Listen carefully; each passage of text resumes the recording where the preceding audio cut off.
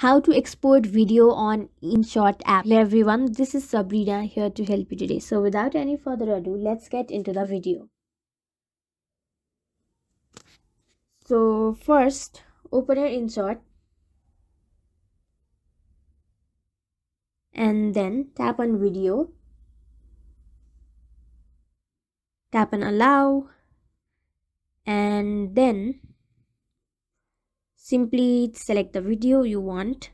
Then tap on next, tap on OK, and done. You just imported it actually. But if you want to export it, you have this option export, and you can choose the resolution, frame rate, format, and you will also get the estimated size, and you can easily export it into your device. So yeah, that's it.